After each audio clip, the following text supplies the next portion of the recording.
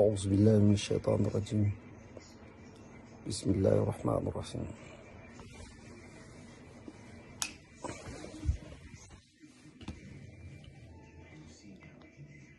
جماعة السلام عليكم ورحمة الله وبركاته. Wato a yi haƙuri ko da yake ba ma abin da zan ce a yi haƙuri ba ne.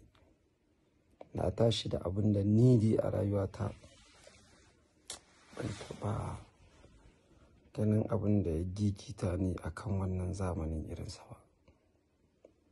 Wallahi tallahi ni dai tun da na tashi a rayuwata maganganun dai da na ga yau ana sharing ta WhatsApp har ya zo mun naji ba abin da ta damu hankali fiye da wannan abin gaskiya.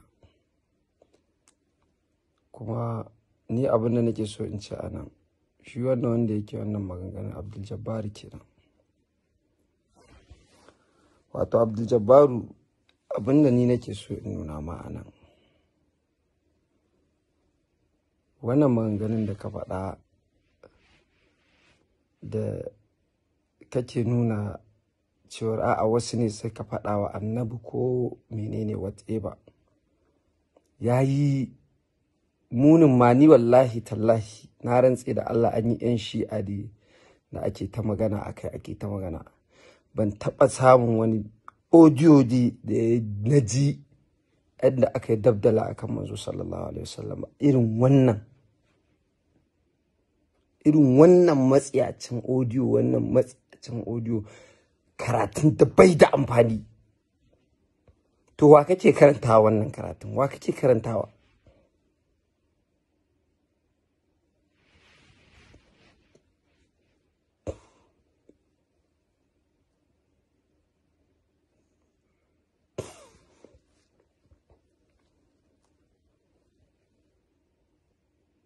Wa kake karantawa wannan karatun? Saboda inda illar take guda ɗaya ne zuwa biyu. In karatun kake karantawa wasu sun faɗa Annabi, amma kalmomin sun yi tsauri ka dinka jifan manzo sallallahu alaihi wasallam. Ko mahaifinka ne yau aka ce ko yayanka aka ce a tsaya a kotu ka shaida me wane ya ce a kansa, in dai waɗannan kalmomin ya faɗa ya kamata ka saya su. Ya kamata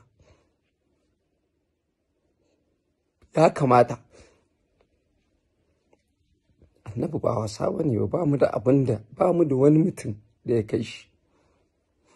Ka juya kawai ka duba ka ɗauka a cikin rayuwar mahaifinka, ɗauko kawai iya waƙoƙi da ya yi na yaban Annabi, kai ka san bai cancanci wannan karatun da kake ba.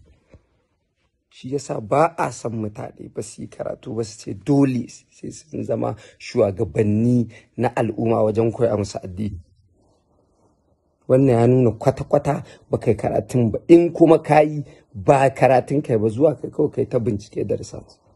Mutane su zauna a intanet su ta dube-dube, ko ka shiga library na turawa na Yahudawa, je ka ɗebo abubuwa kai ta karantawa. A ina aka yi wannan abubuwa? In an yi kai a ganin kama gaske ne? Ya ma wannan zai zama how this could be? Ya wannan zai zama gaske?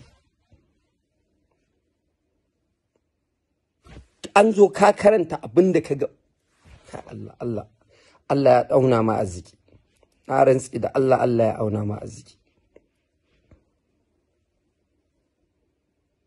In an zo kalmomin fa da kake ji fa, maganar kwartanci kake da maganar zina da kwanciya da mace da waye me ya kawo sunan ma'aiki sallallahu alaihi wasallam a cikin wannan abu?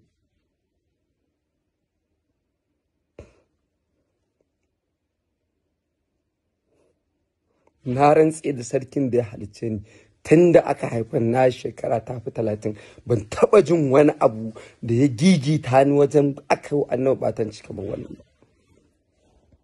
Nan Rahama Sadauce ta yi abu a ƙasan rubutu wani ya je ya yi, to wannan ɓatancin da ya yi wancan billahi lazina ka ya ninka shi. An yi abin nan a Faransa ni ban ma tsaya na ji me aka ce ba, amma na ga yadda mutane suke. Kuma ka gode wa Allah da mutanen duniya ba sa jin Hausa duka. Amma wallahi da duk inda ka shiga wallahi sai sun ma sai ka gane baka da wayo. Wa'annan maganganun gaira ba dalili, to in ka koya wa mutane me ka koya musu wannan? Mutane ba su iya sallah ba, ka koya musu sallah man. Mutane suna fama da yadda ake cin amana, da yadda ake zina da waye, duk kai kokarin koyon yadda za a hana wannan mana. Me ya kai ka can ka tsagaya karatun banza, karatun da ba ruwan karshe, karatun da kai ka san ƙarya ne. Ni in dai na zauna ana karatu, in na ɗau littafi ina karatu, da na karanta ɗaya ko akan wani waliyi ake magana kowa, da na karanta na ji wannan abu ne ma ba zai taɓa yiwuwa ba, kawai ajiye shi nake. To me ne kai kama ɓata lokacin kawai ka haddace wannan abin? Anya ku kana sallah? In kana sallah anya wace irin sallah kake wannan? Mun san abin da Allah ya ce, inna salata tanha anil fahsha'i wal munkar. To kai in kana ma sallah wannan ya kamata, nan maganganun da kai ai ba kai mun sallah ka ba ta da amfani. Mun san gwamnati ba ta yi komai, mun sani, mun san wannan ba za ta yi komai ba. Ba ma tunanin ta yi, ko da za ta yi wani abu ba mu sa ran mu za ta yi ba. Amma ba komai, lokaci ne.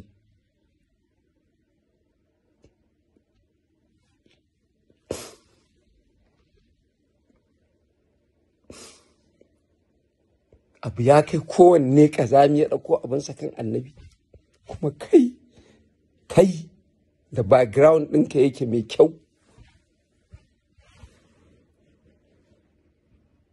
ake gani tun da muka taso mun tafi akan koyowar mahaifinka har zuwa lokaci mai tsayi.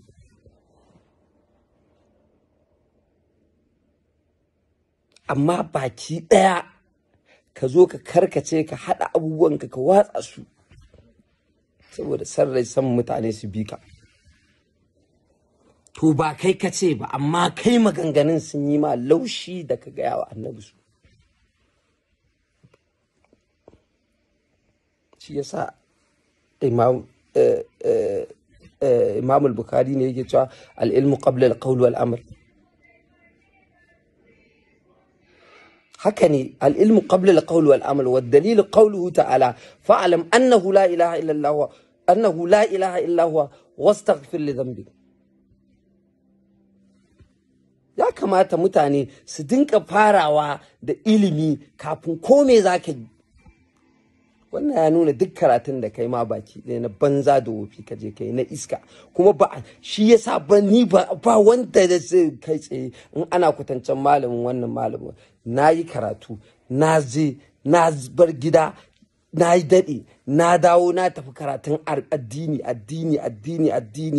haka ne ta karatu. Amma na rantse da Allah, ko a tarihin da ake gani an ce Abu Jahil ya jefa Annabi da magana, wancan kafirin ya jefa Annabi da magana, na rantse da Allah ban taba jin wanda ya fito da maganganun haka a malaman irin da yadda ka fito da su ba. Ta yi tsauri da yawa. Me haka? Menene dole sai ka yi mabiya ta ƙarfi da yaji? Annabi?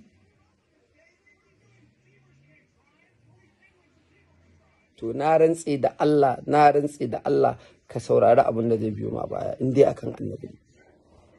Kuma mu tsakaninmu da kai sai dai mu ce Allah ya isa. Kuma ka nuna mana kai waye, ka nuna mana tantagar yawan da bai san abin da yake yi bane. Saboda in ba baka san abin da kake yi ba, wa'annan maganganun kowaye ya faɗe su, ko su arnan na duniya, arnan kansu, duk fim ɗin da zaka kalla ka je ka kalla, ba wanda zai fito ma da maganganun ko a bidiyo ko abu gatsau haka suna sayawa. Kuma waye faɗi wannan? Me gaskiyarsa? A gabanka akai, kana gun akai, ko a kotu akai, kana wajen a lokacin, sannan kai ka san ƙarya ne.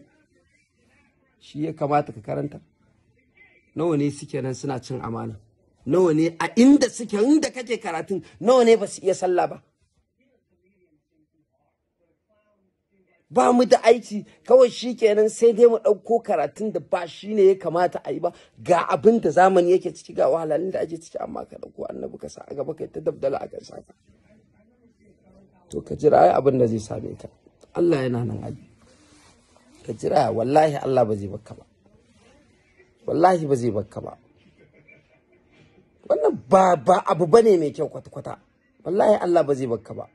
Mu ba mu sa rai gwamnati za ta iya wani abu ba. In ta yi haka muke so a tsayar da ɓannar, amma ba mu sa rai ba. Amma wallahi tallahi a jira zuwan lokaci, shi za mu faɗa kawai. Abin ba za mu dinka cewa an bawa Allah ba ne kawai, a jira zuwan lokaci kawai. Wannan ma ya zama dabbanci, iskanci, kowa ya ɗauko ƙayarsa da shararsa da bolarsa da komai kan manzo sallallahu alaihi wasallam.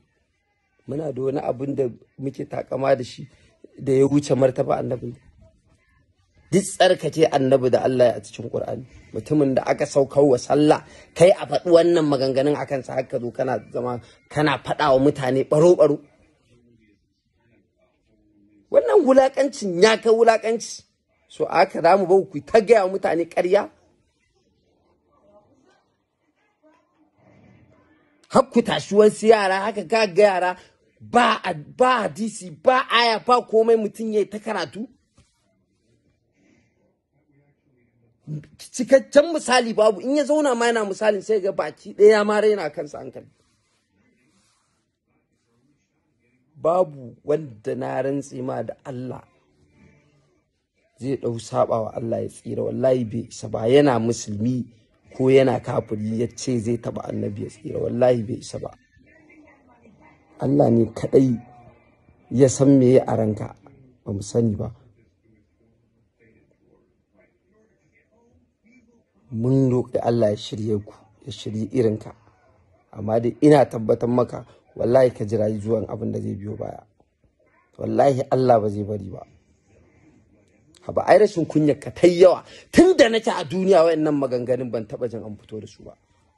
Akan Annabi dai ban taba ji ba, ba ma wanda da taba jin ya tara mutane yana ba su labarin ku zo ku ji abin da an aga Annabi, kuma irin maganganun sai akai kaza kenan, sannan akai kaza, sannan ka ɗauko kalmomi, kalmar kwartanci, kalmar waye, kalmar zina, kalmar giya, kalmar ka ɗora sunan Annabi akai. Kai kuma wai karatu kaje kana fassara larabci, kana fassara larabci, ka je gidan giya a Saudiya ka ji ba a larabci. Shikenan kawai da mutum ya karanta larabci ya fassara, shikenan yayi karatu, yana da ilimi. To Allah yana nan.